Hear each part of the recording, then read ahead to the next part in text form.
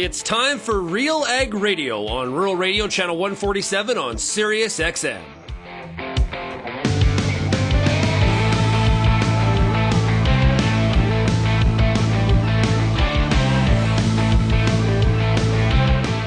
RealAg Radio and RealAgriculture.com is your home for insight and analysis of the issues that are impacting your farm business. Let's get real and get connected with RealAg Radio.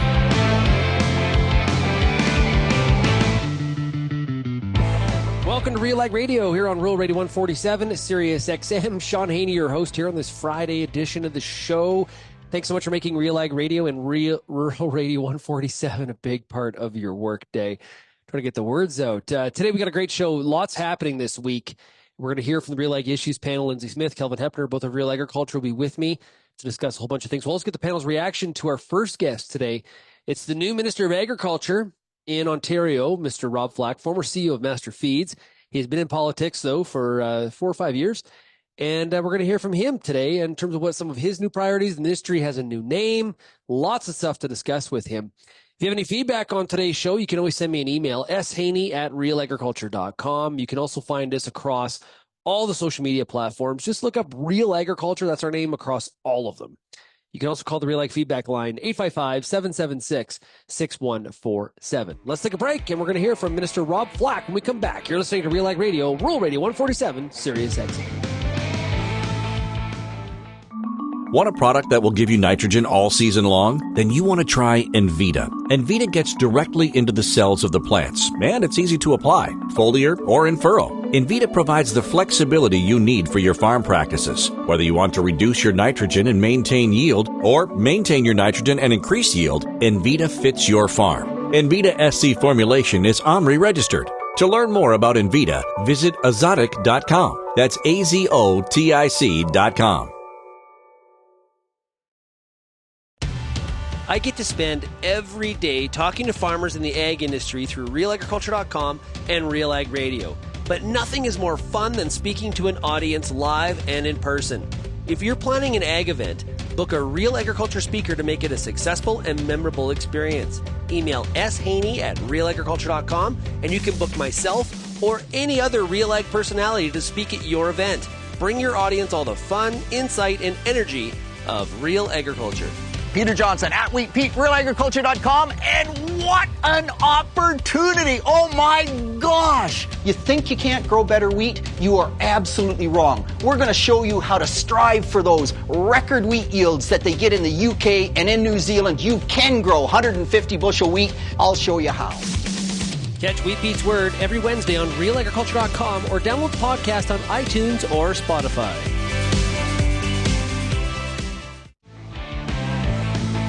Well, we've got a new Minister of Agriculture in Ontario, and to be accurate, the Minister of Farming, Agriculture, and Agribusiness, and he joins us right now. It is Rob Flack. Minister Flack, it is great to have you on the program. Thank you, Shaun. It's great to be here. Yeah, so give us some of your background. You're relatively, I guess, new to politics, but a long history in the industry. Yeah, I was elected in 22 for the great riding of Elgin, Middlesex, London, and prior to that, I spent my life in the business of agriculture and agri-food, mostly in the grain and the animal nutrition business. Ended up running Master Feeds for a number of years, a national agribusiness, and always have had a passion for all things agriculture, farming, and food. And here I am. There you go. I get elected, and the Premier gave me a great job. Looking forward to the challenges ahead. And I might point out, we made a slight change to the name of the ministry right after I was appointed.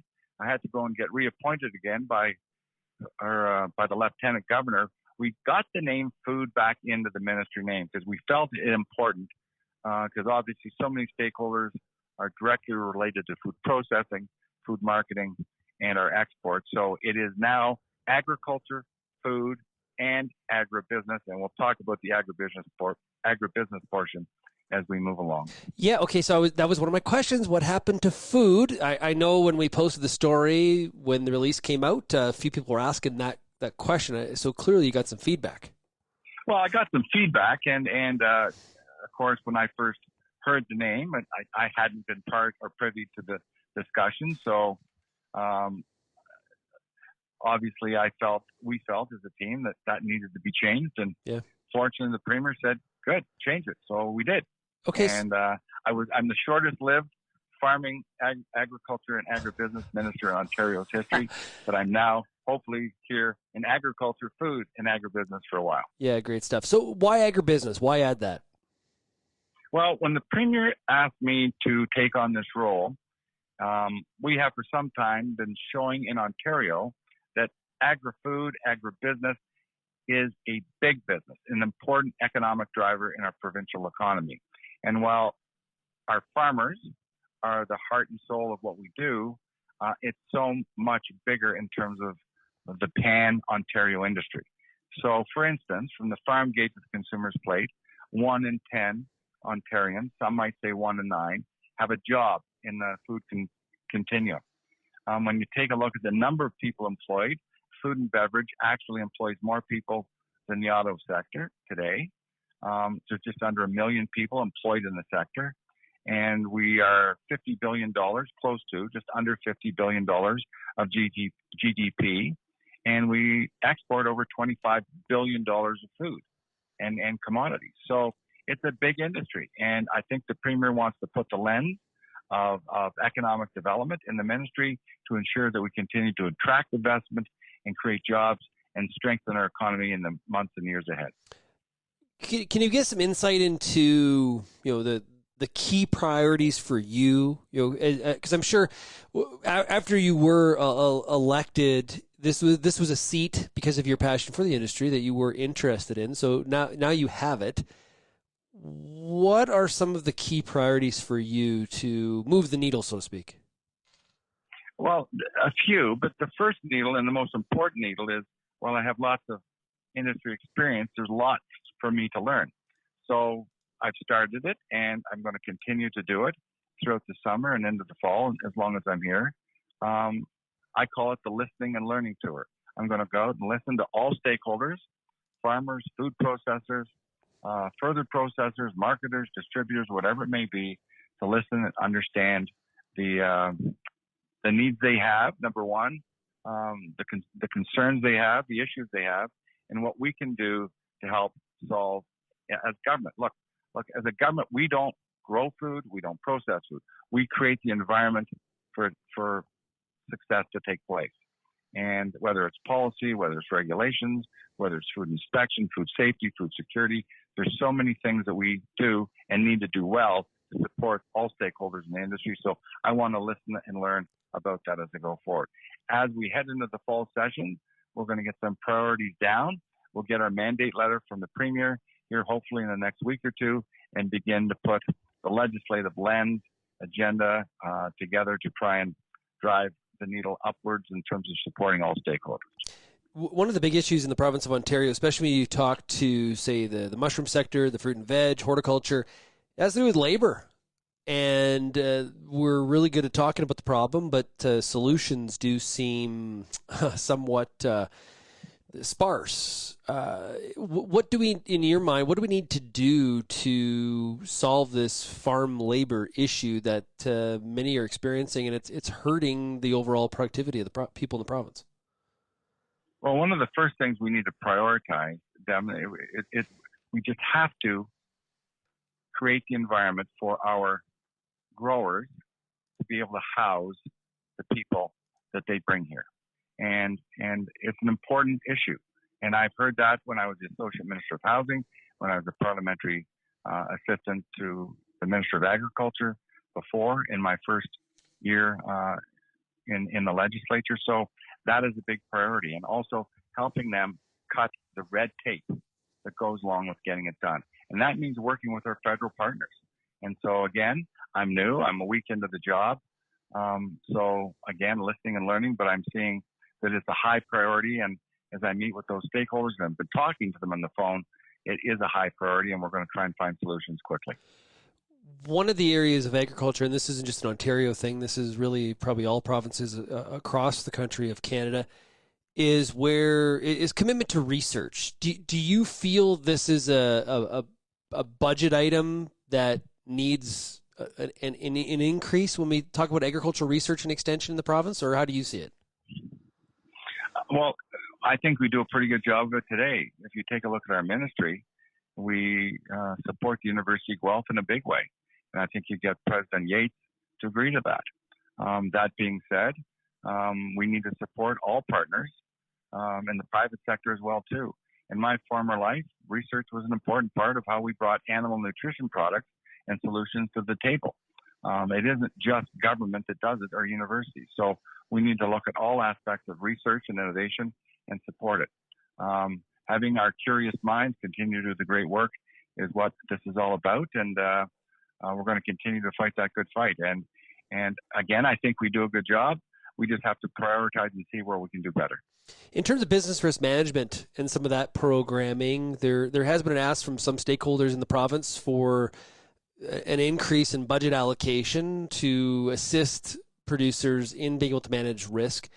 What is your feeling? I know we're relatively new here to the seat, but when it comes to business risk management, do we need to build out the tools? Is it a money issue, or what are some of the solutions here from your perspective? Well, it's not the first time I've heard about the issue, because I've heard it from the day I got elected.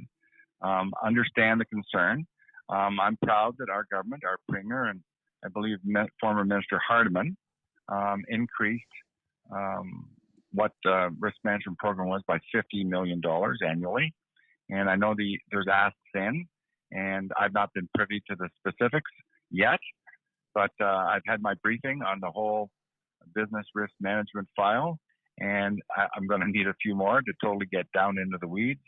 But again, I'll listen and learn and take all advocacy that comes my way and try and move the needle again for them if it makes sense. Is there, when I look at, I've traveled all over Ontario. I was just there last week, and it is one of the provinces where we see a pretty strong rural-urban divide because of the size of an area like the GTA.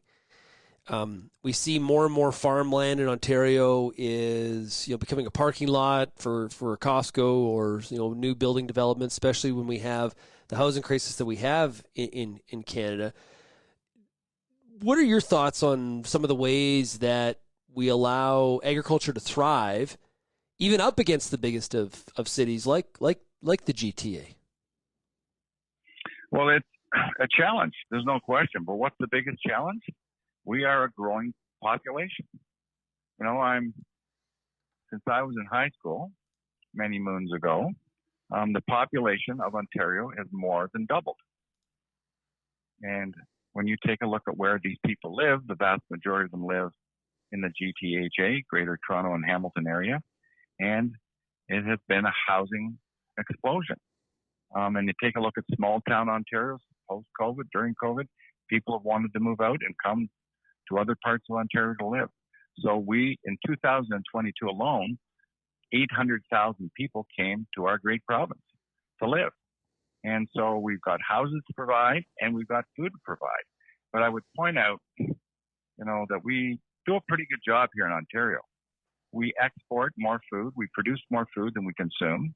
When you take a look at yields and innovation and what we've done, you talked about ag research before and innovation, I think that's gone a long way in increasing yield, production, and we continue to process more and feed more people in Ontario. So I know it's a balance. I use the word balance between how we grow the province and how we meet those needs, but also in how we continue to protect the precious and perfect farmland we have in Ontario to ensure that we continue to feed people for generations to come.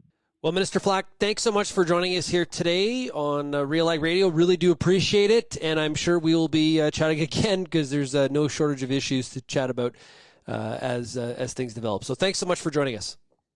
Anytime. Thank you, sir. You have a great day. When we come back on RealAg Radio, we'll see what the panel's reaction is to what we heard from the new minister in Ontario. We'll be right back right after this. If you're involved in the agriculture industry, it's important to stay informed on all the latest issues affecting your business. At RealAgriculture.com, we offer fast, reliable news, information, and insights to help you keep on top of all of the latest in Canadian agriculture. Visit RealAgriculture.com and sign up for our free daily newsletter covering everything from news, agronomy, animal agriculture, and much more. Visit RealAgriculture.com/subscribe today. Canola is more than just a pretty face in the prairie landscape. It's a big business, both here and around the world, that requires you to be informed and up to date on everything it takes to grow a successful crop. The Canola School on RealAgriculture.com has an expert library of video resources covering markets, agronomy, and more to help you grow a healthy and profitable canola crop. Visit canolaschool.com today. Brought to you by BASF Canada and Invigor Hybrid Canola. It's summertime, and you've got a lot of important decisions to make when it comes to your corn crop. Let the Corn School on RealAgriculture.com help guide you through those big decisions with input from leading experts in the field. If it's spray timing, disease identification, or any other field issue, the Corn School's got you covered. The Corn School on RealAgriculture.com, brought to you by BASF and Pride Seeds.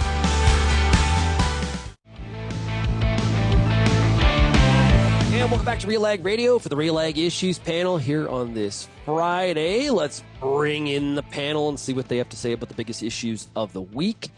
First up, Lyndsey Smith coming out of Ottawa, Ontario. Lyndsey, how are you doing? I'm back. It's been a long time, and I'm doing well. A long time? Well, I guess 2 weeks, right? 2 weeks. That feels like forever to not be on the show. That is true. It does.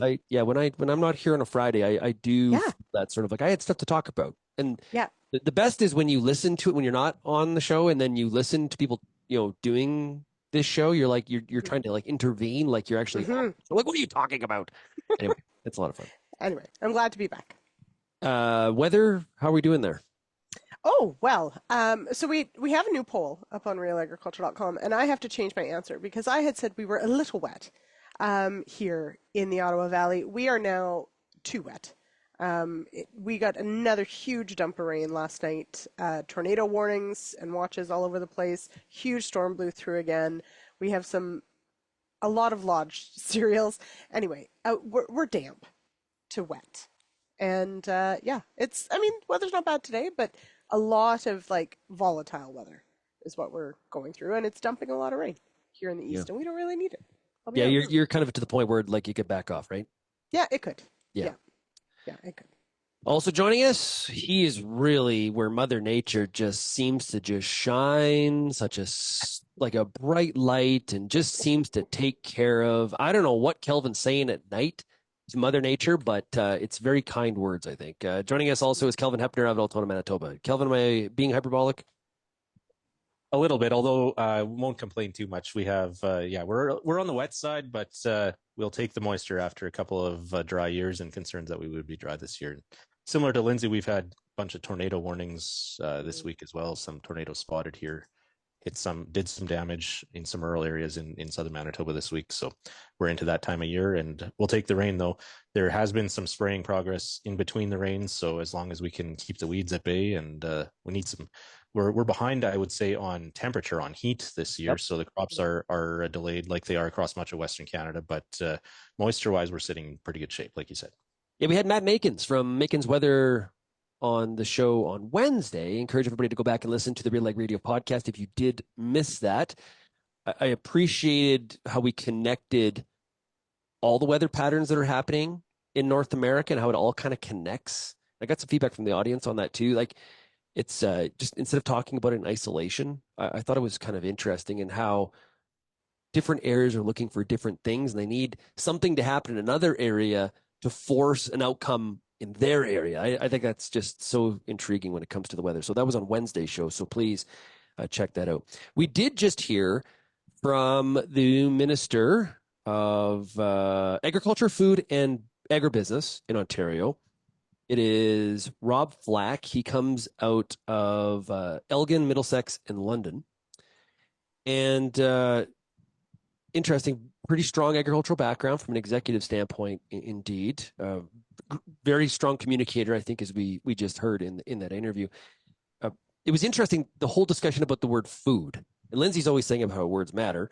So, Lyndsey, food was left out, and now food is back in. Do you agree or disagree with that move? So I agree. I'm glad that it is back in.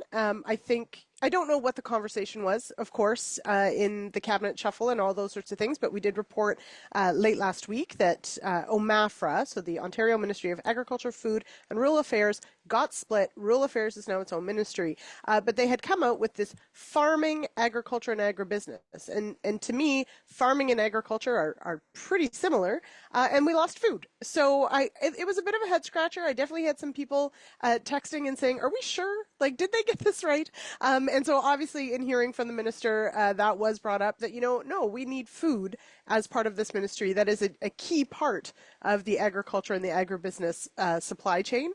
This is obviously eventually what we're all working for, so it should be in there. So I am glad to see it in there. I think most people are as well. And it also makes the acronym a little easier. The UMFA thing was not great, I'll be honest. Yeah. Kelvin, what are your thoughts about agribusiness being in the name? Well, I think it makes sense. And Minister Flack did say that it sounded like the Premier had told him that he wanted economic development lens integrated into the ministry. So more of a focus on that. So agribusiness, I think, is a word that would describe that the economic part of agriculture and our sector. And so I think it makes sense to have it in there. And I agree with putting food back in there. Food is how this department relates to all voters, essentially. So I think that makes it relevant. And certainly we can talk about whether it could be its own ministry. But if you're splitting things so many ways, you end up with 100 different cabinet ministers. And so that's unwieldy and not feasible either, not realistic. So yeah, I think it makes a lot of sense to put food back in, and agribusiness, whether you call it rural development, agricultural development, agribusiness, I think those words, that objective is quite implied in the name, and it makes sense. I don't think we heard from the NFU on it, but I could see a group like that. I don't want to put words in their mouths, but I could see a group like that saying, whoa, wait a minute, this needs to be about the producer, the farmer at the grassroots level, not catering to CEOs and the big corporates in the industry. I wouldn't be surprised if we saw that kind of release or narrative from a group like that. I don't want to, like I said, I don't want to put words in their mouth, but they do come to mind. Is that fair, Lyndsey? Yeah, potentially. I don't think I've seen anything on it yet, but I don't know. I look at it from the perspective of, agribusiness is it is a huge part of this industry. It's a huge part of the supply chain of where we get to. And I think realistically, we're better off thinking of this industry as a supply chain all the way from primary production to food and our consumer, and of course the businesses that support us along the way. Processors are in there. I mean, these are key players in this value chain. This doesn't have to be adversarial, so I'm glad to see it in there. And I for one, I'm super excited to have an ag minister for the province that really does have, a true experience within the agribusiness industry, and kind of excited. It's a little on the livestock side too, so I appreciate that. Okay, let's take a break. Businesses and agricultural businesses too. So yeah, I know. I'm just that's how people look at it. Mm-hmm. Right? When they hear agribusiness, they don't think of your local ranch, right? Although in some cases, if you look at some of the size of those ranches in BC, they are like they are more of the agribusiness sense. So anyway, it's interesting because, like Lyndsey says, words do matter. Hey, we're gonna take a break. We've got more coming up here on the RealAg Issues Panel. We'll be back right after this. If you only listen to RealAg Radio, you only get half the picture. For greater insight into the issues that affect farming, tune in to RealAgriculture.com. Crops, livestock, machinery, farm management and the markets, even food and travel. Real Agriculture Online digs deeper into the topics that affect the way you work and live. So get connected today. Read, watch and listen to the people who know at RealAgriculture.com.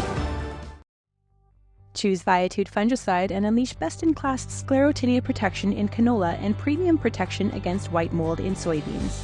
Viatude contains a powerful premix of Onmira Active and Prothioconazole. This unique combo delivers high-performance disease control, crop safety, mix compatibility, resistance management, and advanced mobility for excellent coverage and superior plant protection.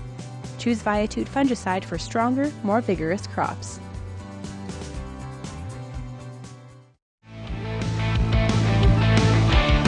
And we're back here for the RealAg Issues Panel on RealAg Radio. Kelvin Heppner, Lyndsey Smith, myself, Shaun Haney, discussing the biggest issues of the week. AgZone's Bin Logic is a grain monitoring solution designed to transform the way growers manage their grain storage. With streamlined installation, subscription-based pricing, and adaptability to your farm's needs, speak to your local co-op Agro Center expert today about AgZone Bin Logic and see how we can help you protect your yields. Let's talk about. I came into the week. I was like, oh my goodness, capital gains. We talked about it a lot, and it was probably one of the biggest mainstream news stories of the week. So we got to chat about it, and we heard from farm groups this week. Kelvin really talking about some of the consequences here. Kyle Larkin was one of them from grain growers, really outspoken about what we're potentially in store here from a consequence side with agriculture. Yeah, Grain Growers of Canada, along with a number of other groups, Canadian Federation of Agriculture, the Canola Growers, Canadian Cattle Association, the Young Cattle Farmers Organization, I forget their exact name, they all launched campaigns and sent out press releases and statements this week, among others, speaking out against these capital gains changes or asking for a carve-out or exemption for intergenerational transfers on farms. As we heard from Kyle Larkin on the show earlier in the week, talking about how a typical farm across the country we'll see a grain farm will see about a 30% increase in its capital gains tax bill upon sale of the farm. They, of course, went with a bunch of assumptions in terms of modeling what a typical farm sale would look like across the country based off of historical land data from Farm Credit Canada, and they came up with that kind of 29 to 31% in that range across most provinces with a typical grain farm size, a 30% increase in costs. And so there's definitely been an all hands on deck effort this week in terms of pushing and raising awareness about this. And this all coincided with a finance minister, Deputy Prime Minister Chrystia Freeland, actually introducing the legislation. They've pulled this out of the budget. It's not part of the omnibus budget bill, even though it was announced as part of the budget back in April, but they've introduced separate legislation for this change specifically. And it was meant in many ways to be a trap for the Conservatives and for Pierre Poilievre to take a side here. And the Liberals were hoping that the Conservatives would vote against it and that they could say that the Conservatives are on the side of big business, wealthy Canadians, that type of thing. That is the side that the Poilievre and the Conservatives took, but they've certainly taken the approach of emphasizing that this is going to increase taxes on farmers and doctors and not using the word capital gains in all of the messaging either. I think that was a decision that was notably made by Poilievre and the Conservative headquarters as well. Yeah, if I was a Conservative, I'd be talking about productivity and growth. That's what we're in favor of. And some of these, the example of this policy is the antithesis of that. I think that has been part of their messaging too. That's a better way of describing it than how I framed it. No, you did fine. You're good. Mm-hmm. Yeah. So if I may, I think that, no, Kelvin, to your point, I think the Conservatives are being very choosy with the words that they're using or maybe not using. I think they aren't maybe making as much of a fuss about this as perhaps the Liberals wanted them to. Realistically, if we look at it from sort of a strategic perspective, I think many of us would like to see perhaps a bit more fire, a bit more anger on this one because of how incredibly detrimental this potentially and will be to the overall productivity of this country. At the same time, there's not really any chance of stopping this from going forward at this point. And so do you save that firepower for the actual election campaign? I'm going to guess so. Yeah. Well, I think from the Conservatives' perspective, yes. But so this effect is going to take place now. It's going to be implemented June 25th, but the legislation itself is not going to pass Parliament before fall, October, or whenever they return to Ottawa. So I think this is something that MPs are going to be hearing about in their ridings. There's a by-election in Toronto in an area that has a high population of doctors and people that own their own businesses. And so there's some talk that this is part of that by-election focus as well. One thing that some of the national commentators have noted, like Paul Wells and Chantal Hébert, if you're going to set a trap for a political party, why communicate it and let them know 6 weeks ahead of time and let them strategize how they're going to respond? And I think that's where the Conservatives, they've definitely fallen or taken the bait that was laid for them, but I think they've completely and quite easily sidestepped the trap itself, and by emphasizing that this is going to hurt productivity, hurt investment in business, hurt small business owners, that type of thing. Why is it so bad to be pro-business in this country? How is this a trap? So, like I would run into this trap full steam. So the conservatives and Poilievre are very popular in blue collar worker crowds, and that's who the liberals are trying to create this class differentiation here, and that's why there was some talk that maybe Poilievre would vote in favor of this because of not wanting to upset blue collar workers. Are we not though? And I'll just throw it out there. Are we not very much preying on the fact that a lot of Canadians probably don't understand how capital gains work, and that if truth be told, many of us would love to be in a position to have to pay a capital gains tax.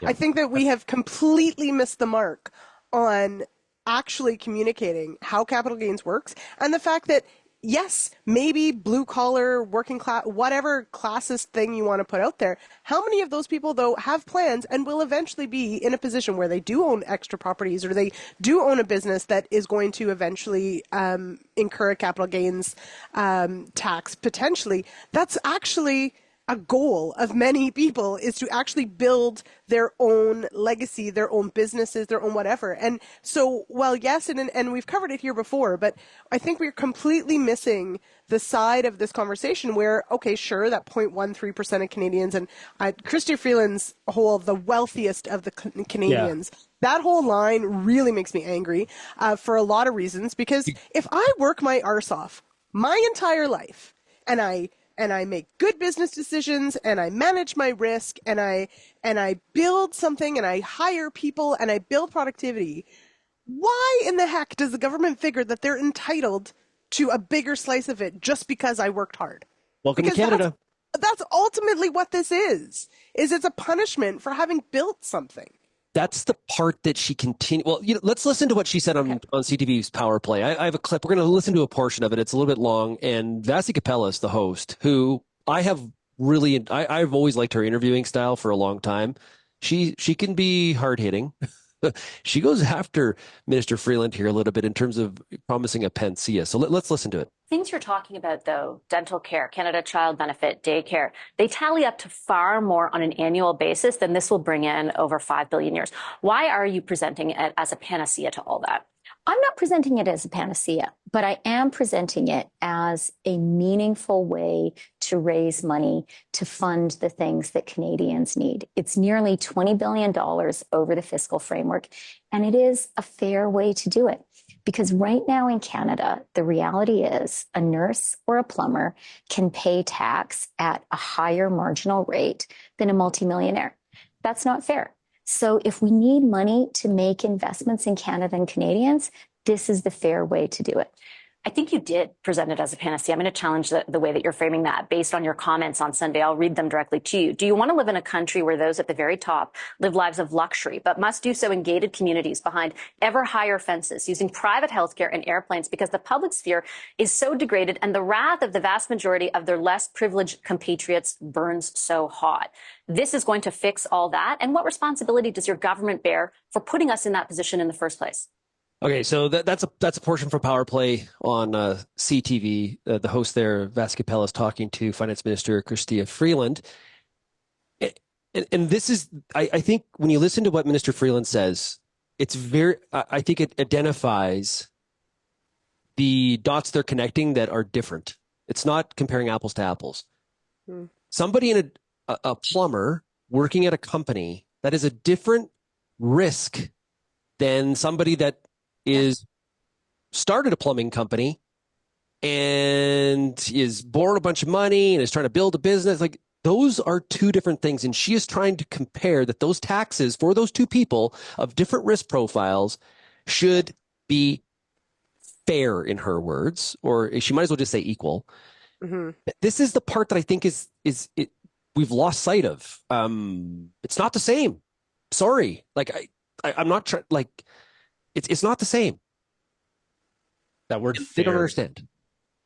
That word fair just introduces so much arbitrary positioning, in my opinion. We see it in other places in life too. When the word fair gets used, I see it in my own family. Yes. With, like, as soon as that's not fair gets said, well, we all know what we say back. Life's not fair, right? Yeah, exactly. And before we break, can we just? I want to get your thoughts on this whole thing about this foreign interference and light treason. Light treason. Why are we not more upset about this, Lyndsey? Please tell me why. I don't know, and I would like everyone to get more upset about this. I don't know if it's just a complete disconnect from our political system because people are just sick and tired of it, if people are just more worried about their everyday and so they don't necessarily follow along.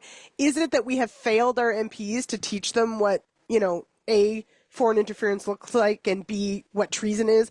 I don't know where this has all fallen apart, but why, as Canadians, do we accept such a low bar on so many things, and especially on the conduct of our MPs? I don't understand where, as a country, we seem to think that everybody has our best interests at heart. Guess what, everybody? Nobody does unless we do. Other countries they have their best interests at heart, and they are going to do all sorts of nefarious things to get ahead. That's the real world. Why do we seem to think that we shouldn't be protecting what is Canadian and making sure that we understand what information can be shared and not shared, doing things that are in the best interest of Canada? I just don't know. I don't know where this all fell apart, but I also don't know how Canadians aren't collectively incredibly angry and disappointed that any of this even happened. But we all seem to be just sitting back and being like, what are you going to do? Meh. Kelvin? And I don't understand. Yeah, I agree with you. Kelvin? I don't think I have a great explanation either, other than in terms of our Canadian identity and our pride and patriotism as a country, we have certainly been told that we have a lot of flaws and not emphasized the strengths of our country for a long time. And so is there just an apathy, and we just and like Lyndsey said, on a personal level, everybody has their own problems. So sometimes the big problems, we just assume government's looking out after these things, and people in government think other people in government are looking after these things. And in the end, nobody looks after these things, like we're seeing with this foreign interference scandal that's unfolding right now. And the government basically is saying that the RCMP needs to look into it. The RCMP saying they can't. The political party leaders need to look at it. My lord! Party Next, we're going to be forming some sort of new national body to look into it. Like, somebody just take accountability, but that's please. What's happening. Nobody right now, isn't a mechanism. And part of the issue is in Canada, our court system on this file, especially our court system, requires that both sides, guilty or the accused side, gets to see all the evidence. And that's where Canada can't, because of our commitments to other countries when it comes to intelligence, we can't have international intelligence being shared in a courtroom because of Canadian judicial requirements that it be shared with the accused. So that's one of the major complications here. Other countries do have a mechanism for having that without it being divulged in the court process. Well, look at Senator Menendez in the U.S. on the Democrat Senator Bob Menendez. He is really in some bad legal issues regarding being on the take, and it does not look good for his political future whatsoever. When I heard this Canadian story, I thought of Senator Menendez right away. And really, the rule of law, the bar for parliamentarians should be much higher than just breaking the criminal code. People get kicked out of parties and don't get banned from running in nominations all the time for much less than that, for things that are just alleged, never even proven. Innocent until proven guilty isn't a thing in politics. That's in the criminal courts it is. And so that's where there should be accountability. There should be a way to hold these people accountable if things have happened as alleged. Yeah. Well, apparently, when they do, when kids go to the first week of the new hockey season, or my kids went to college, there was a bunch of training, and here's how a college athlete behaves, and here's some of the the expectations and those kind of things. Maybe we need to foreign interference and for the new MP induction. Not a good thing. You shouldn't be doing it. Apparently, we need to be doing it. But if it wins you your nomination race to get in.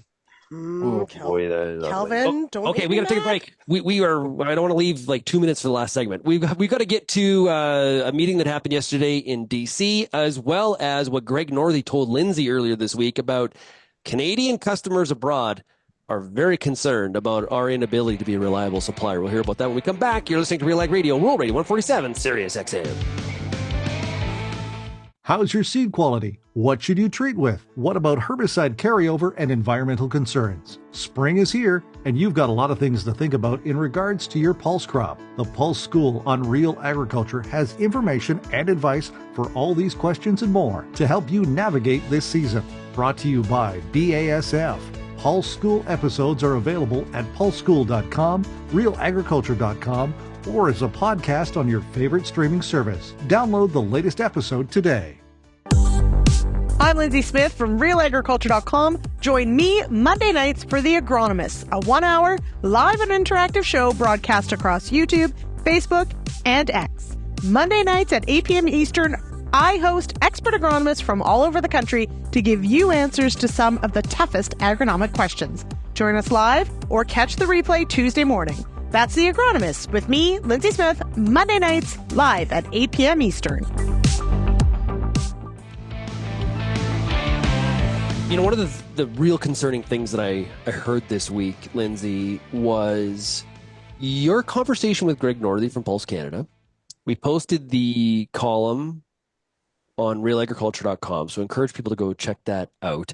I have a clip here that I'm going to play from that interview. I think this is one of those things where it is said there's concern, but I'm not sure a lot of people, even in farm country across Canada, really understand how real this sentiment is. Let's hear what Greg Northey had to say. It's very significant. It comes up pretty much, well, it's tough to say all the time, but incredibly consistently, especially in markets where we face competition, in that people really like Canadian product. But it's one thing to like it. If they are not going to get it reliably, then they look elsewhere. And so, you know, from the Pulse perspective, Australia is really expanding their particularly their lentil acres, and they're becoming extremely competitive in our key markets. And so we have to up our game. And if one of the things that is preventing us from being competitive is as basic as our supply chains not being able to get to them, it's a problem. And so that was Greg Northey of Pulse Canada. Yeah, Lyndsey, I think this is a very real conversation that's happening with our buyers around the world. So, and this is one of those ones that we've talked about this internally about, you know, I think intuitively most, especially Western Canadian farmers, know how incredibly important exports are. Right? That is the vast majority of where that product goes. We are very dependent on our railway system, our port system, the workers that run all these facilities to get our product to market. So that, you know, our companies, yes, you're selling your grain at an elevator, sure, but it still needs to get to the customer, and that customer needs to be happy and needs to get it on time in order to keep coming back and buying more. And I understand where, as an individual, it can be hard to, you know, really care about all of the things that are perhaps plaguing our logistics system. But this is one where I think it's fair to say over the past, you know, 3 to 5 years, we have definitely seen, you know, constant labor disruptions. Maybe there's not a lot we can do about really wicked cold weather or, you know, these sorts of things, but there are other bigger picture things that we could be doing to address why we're not necessarily a reliable supplier, because ultimately this is now top of mind for our customers around the world. And as a country, we need to be addressing this. It isn't something that the individual can address, but as individuals, we can make sure that our governments are actually taking this seriously and investing in infrastructure and taking and trying to figure out the labor issues. And so in that interview, we also did talk about, you know, we had the CBSA strike that was averted, but we've got potentially a dual railway strike going on. The Port of Montreal has had its issues.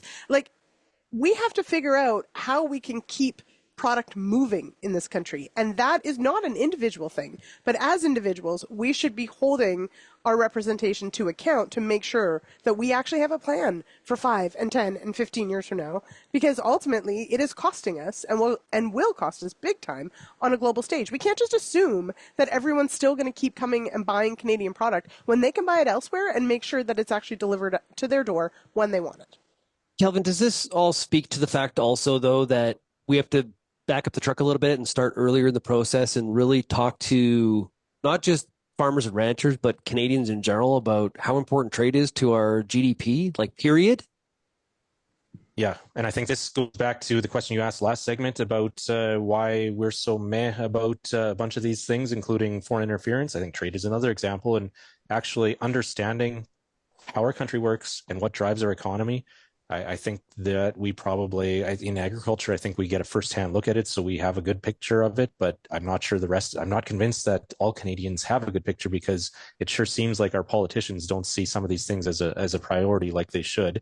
Our union leaders included, some of the companies here are also a guilty party in terms of the leverage that they put into this. So to me, that's where we need to see, like the op-ed that we posted this week referenced, we're all on the same team. Let's stop fighting with each other and realize that we have bigger goals we can accomplish together if we all work together.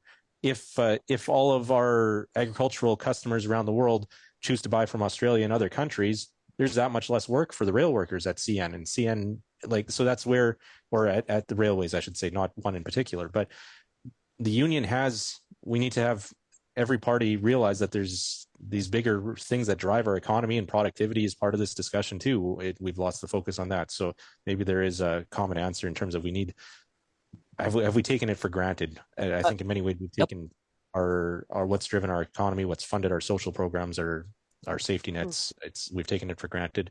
And I don't know, some people some have a better idea of this, but I wonder whether Alberta's energy sector and the amount of revenue that our country has benefited from oil and gas, and the shift away from that, if we want to get away from that, we need to understand how our economy works and other ways that it can be driven, because I think there's been a disproportionate amount of funding of things across this country from the energy sector that Canadians aren't aware of. I really wonder here if agriculture would be second too to that. But, right. Yeah. Greg says in that piece, competitive. And that again is, I think there's this sort of like thing that we have developed where, and I've said this before, we're just going to gift everybody a bottle of maple syrup and they're going to love us, but you actually have to compete. And that happens on price, that happens on quality, that happens on, the speed to market. There's a lot of things that go, how you can define whether or not you are competitive. It's sort of like, when we don't win a gold medal, it's like, why didn't we win the hockey gold medal? Like, what's going on? Our system is, but we don't actually understand that the other countries are getting better, and then we're going to actually have to improve our own internal system about how we develop players. It's lost on us that we actually have to grind it out a little bit and change some of the things that we are doing and the way that we are behaving and our attitudes towards stuff. Trade is bloody important, and I don't know why this is such a miss. Anyway, oh boy, we should be doing an overtime segment. I'm just proud it took us this long to get a sports reference in. Good job, Shaun. I don't know. Trump tariffs. Yesterday there was a meeting in Washington, D.C. Former President Trump met with people in the GOP, and one of the things that came out of the discussion was the idea of using tariffs on all goods coming into the U.S., and that would get rid of having to have a federal income tax. The math doesn't really work out on the 10% tariff. It would have to be significantly higher. My math is about 75%. So let's just pretend it's 10. Kelvin, what was your reaction to that from a Canadian perspective? Well, we're talking about Canada's struggles and how we're on this slow decline, it feels like. This would be a very sudden, sharp decline for the United States of America and all of its trading partners if the U.S. did this. I don't know. Are we going back to, this is going back centuries in terms of trade policy.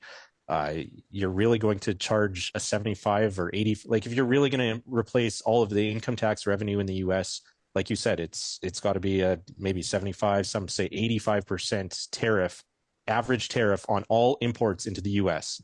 That's extremely regressive. That makes everything more expensive. Sure, it would boost some domestic parts of the economy, and that's the protectionist sentiment that politicians are emphasizing right now. But we're completely throwing out the textbook on the benefits of trade here, and I don't understand. Like, to me, it could go backwards in a real hurry in terms of what a real policy like this would have in terms of effect. And I don't know. To me, I'm expecting that this is just one of these cases where somebody states something quite extreme and then uses that as a negotiating tactic to come to a compromise that is less extreme, but still outside of what was possible before they suggested it. Yeah. Lyndsey, what was your reaction? I'm probably not going to say my actual reaction on air because it might get bleeped out. But, to Kelvin's point, I'd love to know where this the idea originates from, where that comes from, and who sat down and sort of ran the numbers and were like, yeah, this makes sense. I guess from an American perspective, it's a huge economy. They want to have more, production in-house of things. And I get that sentiment. I get the protectionist. I get where that's all sort of coming from. At the same time, I feel like it's an incredibly simplistic view of how economies actually work and how economics actually work. And as much as this may, on paper mean that a whole bunch of production would start, coming up in the U.S. again that has all been shipped offshore, et cetera, I got to wonder, there's a reason a lot of that production or manufacturing, et cetera, has moved to other places and is thriving there. I think that you're being very hopeful that all of a sudden people would be willing to do all that work back in America. I just don't think that would happen. So look at how we've reacted. Look at how we've reacted to 5 to 10% inflation. What about 85% inflation? Yeah. Well, I think, but it comes down to who's paying for the tariff. And we heard USTR Catherine Tai say that, this idea that consumer pays the tariff is, we've proved that wrong. You had former USTR Robert Lighthizer. How does it? So if I'm an importer, she's a trade expert. I don't know. No, I don't think she is. I'll be honest. I'll say it now. If I'm an importer of something because my customers want it, and guess what, America, you like stuff. So if my customer in America wants it, and I have to pay the tariff to bring it in, I'm going to recoup that cost. How am I going to recoup it? In the price I sell it to you for. That's how economics work. We don't just get to ignore that. Catherine Tai and Robert Lighthizer say you're wrong. So I'm just saying, this is a prevailing thought on both sides of the aisle. This is not a reality exists. I'm telling you that's as Trudeau would say. This is my version of the truth. Are we back to George W.'s truthiness? Can we bring back the truthiness? I'm not willing to say that this is just campaign fodder. I think there is things to this that Canada is going to have to really be concerned about and navigate around, along with anybody that's trying to export to the United States. There's more.